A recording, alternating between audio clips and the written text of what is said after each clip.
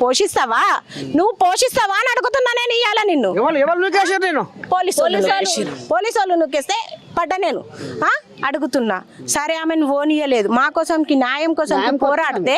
ఎట్లా గుంజుకొని పోయిరు చూడు దౌర్జన్యం చేసి చూడు నన్ను ఎట్లా గుంజేసిరు చూడు ఇది దౌర్జన్యం చేసి నన్ను పట్టుకునే దాన్ని లాగేసి పక్కన పడేసి ఇది చేసినారు మీరు ఎంఆర్ఓ గారు న్యాయానికి పని చేసినప్పుడు మీరు గూలగొట్టి లోపల నుంచి బయటకు వచ్చినప్పుడు మా కోసం వచ్చిన మేడంతో మాట్లాడాలా వద్దా మాట్లాడాలి ప్రశ్నించాలి ఎందుకు మీరు ఈడ ధర్నా చేస్తున్నారు అని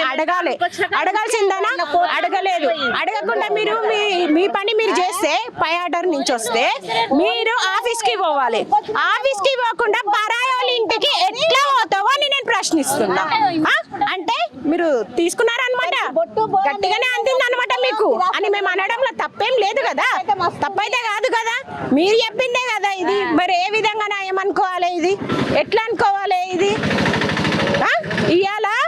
అమ్మవారికి ఏమీ లేదు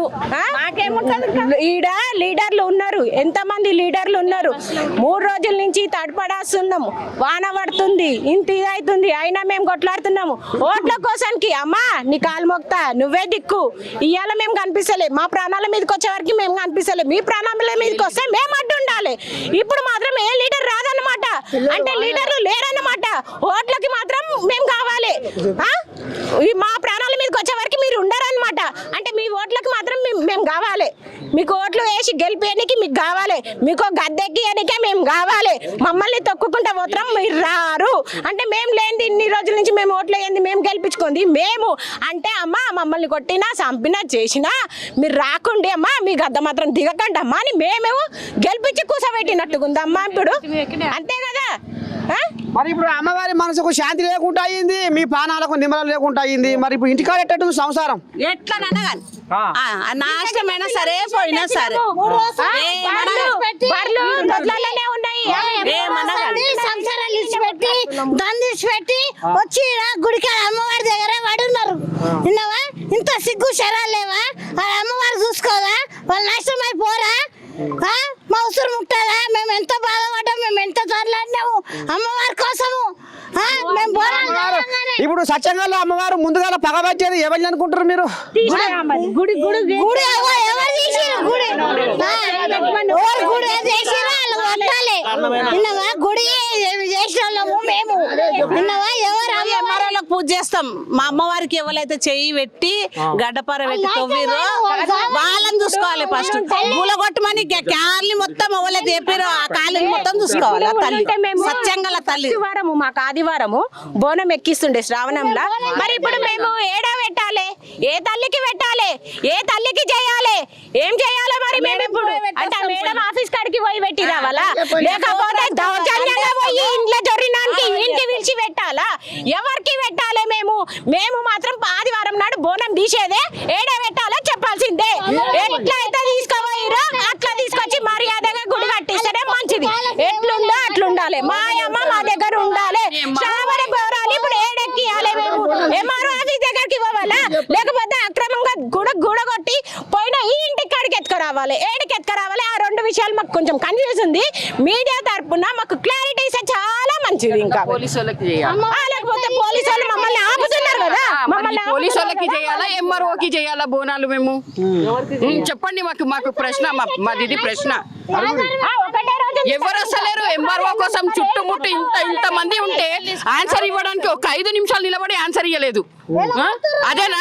గవర్నమెంట్ అంటే అదేనా మమ్మల్ని కొడితే తప్పు లేదంట మీరు పైసలకి పని చేసురని మా నోటి నుంచి మాట వస్తే మాత్రం తప్పదంట ఇది ఎక్కడే న్యాయం ఎవరిన్నారు మీరు ఈడున్న పోలీసు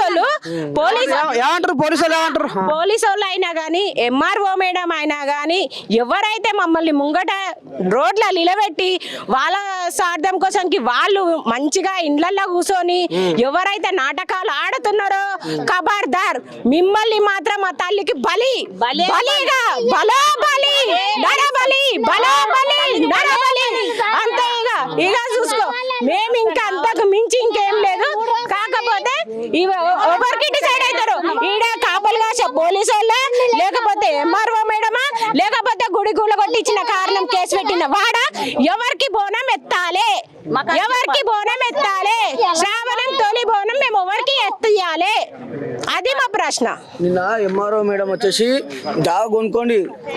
గజం 2 లక్షల లెక్క అన్నది. మాకు డౌట్ వచ్చింది. డౌట్ వచ్చినప్పుడు మేమేం చేసామంటే గూగుల్లో సెర్చ్ చేస్తే ఇదే జాగా ఇక్కడ చూడండి, ఇదే జాగా, ఈ జాగా అమ్మనికి పెట్టిరు. రేవంత్ రెడ్డి దగ్గర పైసలు లేవు గవర్నమెంట్ దగ్గర, కాబట్టి జాగా అమ్మనికి పెట్టిండు ఆన్లైన్ లో. కాబట్టి అది ఎవరైతే పెద్ద కంపెనీ కొంటుందో గుడి తీసేస్తేనే మేము కొంటామని చెప్పి వాగ్దానం చేసిరంట. కాబట్టి జాగా ఇట్లా చేసారు గుడి మొత్తం చూడండి. 300 గజాలు 600 గజాలు బిట్ లెక్క అమ్ముతురు. ఇది యాక్చువల్లీ మొత్తం ఆన్లైన్ ఉంది. ఇది చూస్తే మీకు తెలుస్తుంది. ఇక్కడ చూడండి, ఇది మెయిన్. దేవుడు కాదు ఏమి కాదు, వాళ్ళకి పైసలు కావాలి, మనుషులతో మతలబ్ లేదు. ఇదే పక్కకు ఉన్న చర్చ్ నరసింహస్వామి టెంపుల్ అది జాగా, అది నోటీస్ వచ్చింది తీయాలని చెప్పి, అది తీయనికి చేతన అయితే లేదు, చర్చ్ తీసలేరు. మళ్ళీ ఇది గవర్నమెంట్ భూమిలో ఉందా చర్చ్? సర్కారు భూములు నరసింహస్వామి జాగాలనే అది యాక్చువల్లీ చూస్తే. ఏసీపీ ఆఫీసు ఇవన్నీ కలిసి నరసింహస్వామి టెంపుల్ జాగాల కిందివే, కానీ అవి మాత్రం తొలగియారు. మాకు అవసరం లేదు వేరే మతస్థులు కానీ మేము పూజ చేసుకున్న గుడికి మీరు వచ్చి ఇవన్నీ చేసుడు ఈ కథ ఎంతవరకు న్యాయమో మాకు తెలియాలి. లేకుంటే ఏదో ఒకటి పరిష్కారం చూపించండి. ఇక మొత్తానికి అయితే ఇక మరి కథ లోపలి కథ బయట కథ అసలు భాగవతం అంతా ఇది నడుస్తుందట. మరి ఇక ఎంతవరకైనా పురస్తే మా ప్రాణాలు పోయినా పురస్తే మేము అడవి పీరుగలమైనా పురస్తే కానీ మేము మాత్రము అమ్మవారిని వదులుకోము. అమ్మవారితో మాకు అటువంటి అనుబంధం ఉంది. మరి అమ్మవారిని ఎట్లా దూరం చేసి అమ్మవారి విగ్రహాన్ని ఏడబెట్టింది.